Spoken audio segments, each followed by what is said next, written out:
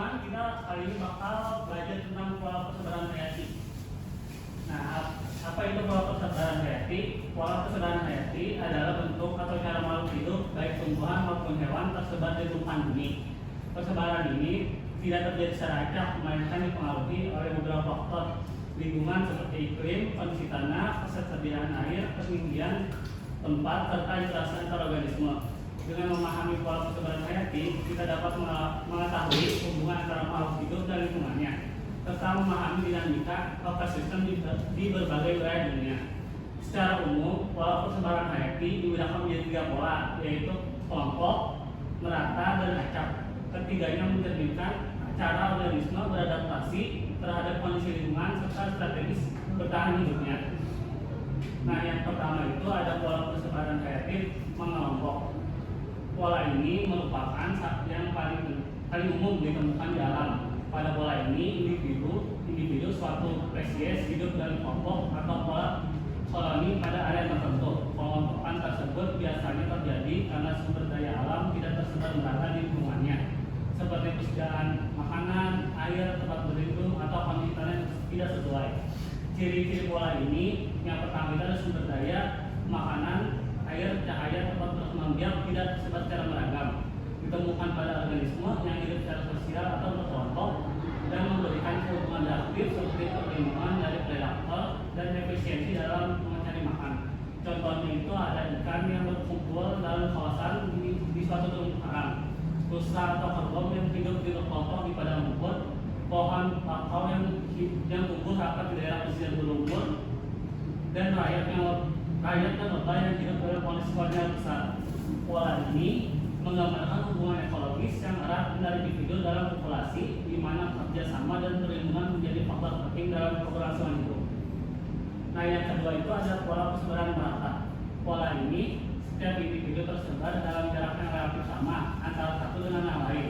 Pola persebaran merata seringkali terjadi karena adanya persaingan antar individu untuk memperoleh sumber daya air, cahaya, dan ruang hidup.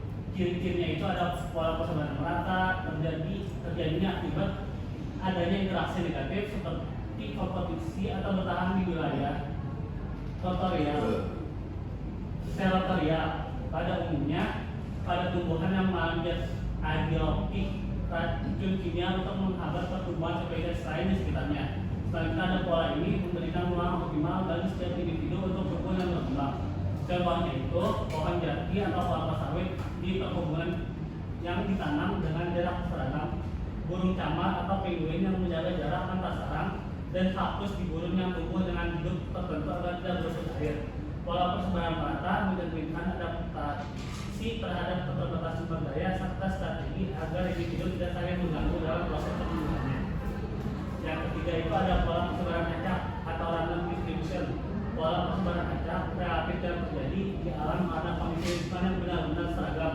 Jarang ditemukan pada pola ini individu tersebar tanpa pola atau keteraturan tertentu. Artinya, setiap suatu individu ditemukan di suatu tempat sama besarnya dengan tempat lain. Ciri-ciri pola persebaran acak itu ada terjadi pada lingkungan yang beragam, tidak ada interaksi kuat antar individu, tidak ada kompetisi atau kecenderungan untuk berkumpul. Pola ini biasanya terjadi pada organisme yang menyebarnya dipengaruhi oleh faktor-faktor eksternal seperti angin atau air. Contohnya itu ada pertumbuhan liar di padang rumput alami yang bikin tersebar oleh angin. Beberapa jenis serangga kecil di lahan terbuka yang luas, bunga liar di hutan atau lingkungan pada pola yang deras. Pola ini menunjukkan bahwa lingkungan bersifat homogen dan faktor-faktor pembatas seperti air, cahaya, atau ruang hidup yang terjadi masalah bagi organisme tersebut. Nah, selanjutnya itu ada faktor-faktor yang mempengaruhi pola persebaran hayati. Yang pertama itu ada iklim, suhu, curah hujan, dan kelembaban sangat menentukan jenis vegetasi dan hewan yang dapat hidup di suatu wilayah. Misalnya hewan tropis seperti orangutan hanya hidup di daerah lembab seperti Kalimantan dan Sumatera. Selanjutnya tanah, kesuburan tanah, tekstur dan kandungan mineral mempengaruhi persebaran tumbuhan. Tanah vulkanik yang subur mendukung tumbuhan lebat, sementara tanah tandus hanya mendukung vegetasi kering seperti semang atau kaktus. Setelah itu ada kesediaan air. Kesediaan air itu menjadi faktor utama dalam menentukan jenis dan organisme Jenis organisme awas hitam atau air bawah, laut dan daratan memiliki karakteristik hanya yang berbeda. Daerah lembab seperti rawa memiliki keanekaragaman tinggi, sedangkan gurun cenderung miskin spesies. Selanjutnya itu ada topografi atau ketinggian. Perbedaan ketinggian menyebabkan variasi suhu dan tekanan udara. Vegetasi dalam dataran rendah berbeda dengan pegunungan, contohnya di Indonesia. Pada ketinggian 200 meter, 2000 meter, hanya ditemukan tumbuhan beradaptasi terhadap suhu dingin seperti lumut dan pinus. Selanjutnya itu ada cahaya matahari. Intensitas cahaya matahari mempengaruhi proses fotosintesis tumbuhan yang secara tidak langsung juga mempengaruhi hewan yang tergantung pada tumbuhan tersebut. Dan selanjutnya ada interaksi biotik, persaingan, reeditasi, simbiosis, dan mutualisme membuat antispesies juga menentukan bagaimana mereka tersebar, melawannya predator dan mangsa yang memiliki pola dan distribusi yang saling berkaitan. Selanjutnya itu ada aktivitas manusia, urbanisasi, deforestisasi, pertanian, intensifikasi, dan pencemaran lingkungan dapat mengubah pola alami keseruan hayati. Melawannya konservasi hutan menjadi lahan pertanian yang menyebabkan pergeseran habitat satwa liar. Oke, selanjutnya itu ada pola persebaran hayati di dunia dan di Indonesia. Zona Asia Selatan dan Asia Tenggara didominasi oleh seperti gajah, harimau, badak, dan berbagai primata. Indonesia bagian barat, Sumatera, Jawa, Kalimantan termasuk zona ini. Zona Australia dan Indonesia bagian timur didominasi hewan khas seperti kanguru, kasuari, dan burung cendrawasih. Wilayah Indonesia bagian timur seperti Papua termasuk dalam zona ini.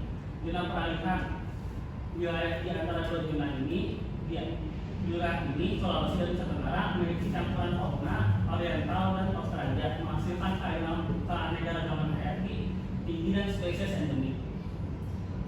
Selanjutnya itu ada tingkat keanekaragaman hayati. Keanekaragaman hayati memiliki tiga tingkat, pertama yaitu gen, spesies, dan ekosistem.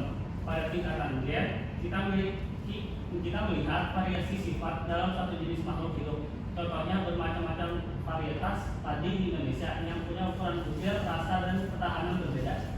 Tingkat spesies keanekaragaman hayati terlihat dari banyaknya jenis makhluk hidup yang berbeda. Misalnya harimau, Sumatera, orangutan, badak Jawa, burung merak, dan masing-masing memiliki ciri khasnya. Sementara pada tingkat ekosistem, keanekaragaman hayati tercermin dari perbedaan lingkungan, tempat hidup, makhluk hidup, dan seperti hutan hujan tropis, savana, mangrove, dan terumbu karang hingga pegunungan. Setiap ekosistem memiliki kondisi lingkungan yang berbeda, sehingga makhluk hidup ada di dalamnya juga berbeda. Selanjutnya itu ada keanekaragaman gen. Keanekaragaman gen adalah perbedaan sifat yang muncul dalam suatu spesies makhluk hidup. Perbedaan ini terjadi karena setiap individu memiliki kombinasi gen yang tidak sama. Gen yang mempengaruhi cara fisik, kemampuan bertahan hidup, hingga cara makhluk hidup menyesuaikan diri dengan lingkungannya. Contoh sederhananya, dapat perdagangan seperti tanaman padi di Indonesia. Walaupun sama-sama padi, ada banyak varietas yang berbeda seperti lonjol lele, mantik wangi, dan pandan wangi. Setiap variasi memiliki ciri khas seperti aroma, ukuran, butir, warna, dan ketahanan terhadap hama. Keanekaragaman gen ini sangat bermanfaat karena menjadikan petani memiliki varietas yang paling cocok dengan kondisi tanah dan iklim daerah mereka. Selanjutnya itu ada keanekaragaman spesies. Keanekaragaman spesies adalah keanekaragaman jenis makhluk hidup yang ada di suatu wilayah. Setiap spesies memiliki ciri khas yang berbeda dari spesies lain seperti bentuk tubuh, cara hidup, makanan, dan kemampuan beradaptasi. Semakin banyak jenis makhluk hidup dan yang ada di suatu daerah, maka semakin tinggi keanekaragaman spesiesnya. Indonesia memiliki salah satu negara dengan keanekaragaman spesies tertinggi di dunia. Kita memiliki ribuan jenis hewan, tumbuhan, mulai dari yang hidup di darat, perairan tawar, hingga laut.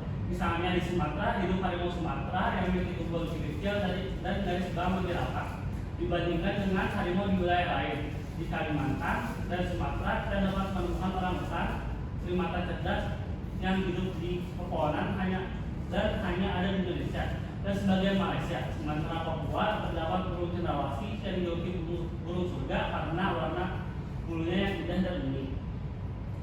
Selanjutnya itu ada keanekaragaman keragaman ekosistem adalah perbedaan berbagai jenis lingkungan hidup yang terdapat di suatu wilayah, termasuk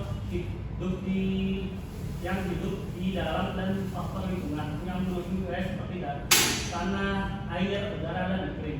Setiap ekosistem memiliki ciri khas dan jenis organisme yang berbeda, serta hubungan yang saling mendukung agar kehidupan dapat berlangsung dengan seimbang. Indonesia merupakan negara yang memiliki keanekaragaman ekosistem karena terletak di daerah tropis, terdiri dari ribuan pulau, memiliki kondisi geografis yang sangat beragam. Salah satu ekosistem yang penting adalah hutan hujan tropis yang banyak terjumpa di Kalimantan, Sumatera, dan Papua. Hutan ini menjadi rumah bagi berbagai tumbuhan besar seperti meranti dan angin, serta hewan langka seperti orangutan, harimau Sumatera, dan burung cendrawasih. Hutan hujan tropis berperan besar dalam kebijakan ekosistem dan menjaga kelestarian iklim.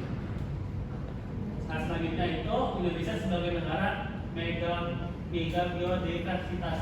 Indonesia sebagai negara mega biodiversitas karena memiliki salah satu keanekaragaman hayati terbesar di dunia. Letak Indonesia di tropis membuat iklimnya hangat, curah hujan tinggi, dan datarannya subur. Kondisi sangat ideal bagi makhluk hidup untuk berkembang. Indonesia juga terdiri dari ribuan pulau, hingga setiap wilayah punya kondisi alam yang berbeda. Pulau-pulau yang terpisah menyebabkan banyaknya bentuk spesies endemik. Yaitu spesies yang hanya ditemukan di suatu daerah seperti Komodo di Nusa Tenggara, spesies yang hanya bisa ditemukan di suatu daerah seperti Komodo di Nusa Tenggara, orangutan di Kalimantan dan Sumatera, serta cendrawasih di Papua. Selain itu, Indonesia juga berada di kawasan dua dunia fauna, yaitu Asia dan Australia. Hal ini membuat Indonesia memiliki keberadaan jenis hewan yang unik dan tidak dimiliki negara lain. Terus, kenapa sih Indonesia sangat hayati? Pertama itu Indonesia punya keanekaragaman hayati karena iklim tropis dan panas plus lembab, tumbuhan dan hewan mudah berkembang. Selain itu negara kepulauan, tiap pulau menghasilkan spesies unik dan endemik, serta strategi di pertemuan dua persaudara fauna yaitu Asia dan Australia. Banyak tipe ekosistem di lautan tempat laut sampai pegunungan. Kita wildland atau wetland.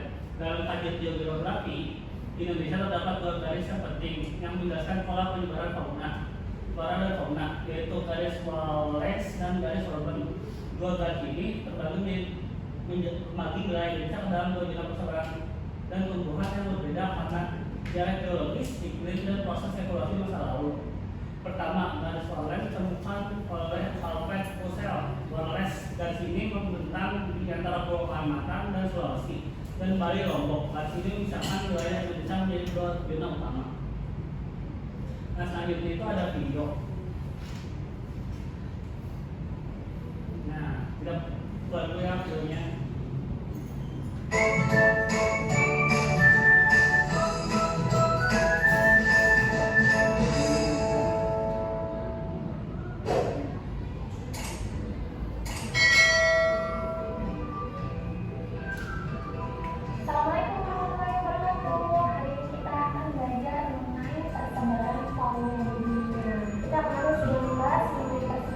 Flora, jadi kita akan membahas mengenai perkembangan fauna di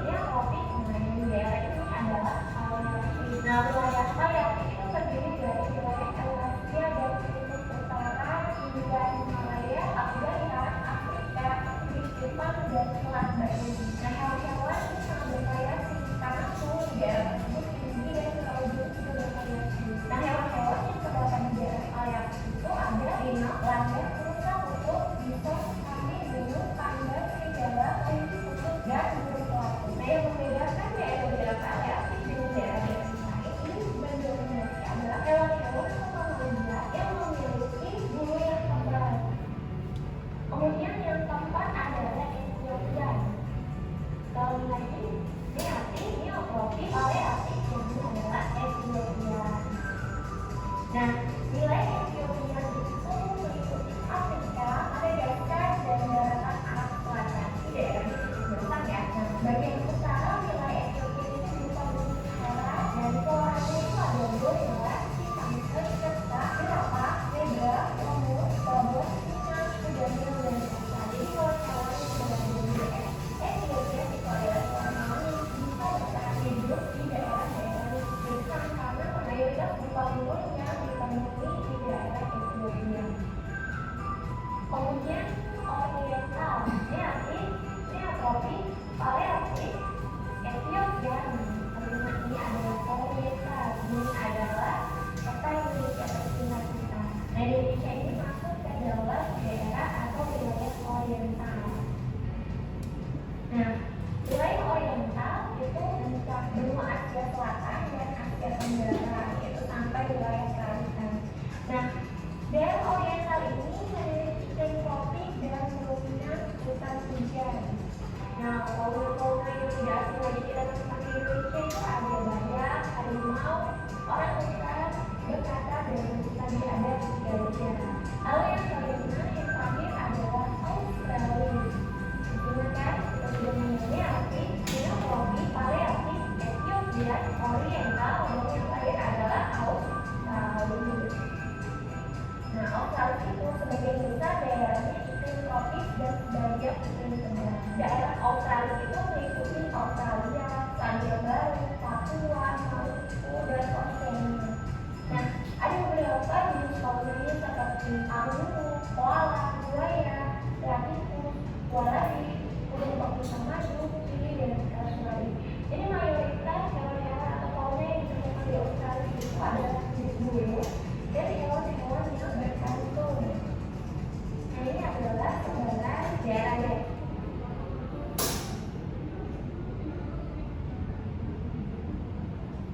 Nah, selanjutnya itu ada kesimpulan video. Tadi bisa kalau baca. Jadi kesimpulan dari video yang tadi itu keseluruhan fauna dunia terjadi karena perbedaan iklim, kondisi geografis, dan sejarah geologi yang membentuk karakteristik di tiap wilayah. Hewan itu tersebar secara acak, melainkan mengikuti pola keseluruhannya. Dunia dibagi menjadi beberapa zona persebaran fauna, yaitu Nearktik, Neotropik, Palearktik, Ethiopia, Oriental, Australis. Masing-masing dengan jenis hewan khas seperti singa yang besar di Australia. Pemahaman tentang kesebaran fauna penting untuk menjaga keanekaragaman hayati yang mendukung upaya konservasi satwa yang berkelanjutan. Nah, ini bentuk peta persebaran fauna di Indonesia.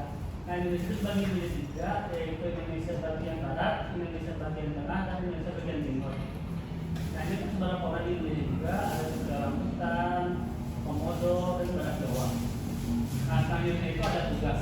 Tugasnya ini buat suatu proyek tentang spesies endemik di Indonesia. Yang di sini itu harus ada nama spesies, terus daerah asal atau habitat, ciri utama, asal spesies itu unik, dan usaha pelestarian. Dan satu contohnya, tugas ini tuh dikerjakan secara berkelompok ya teman-teman.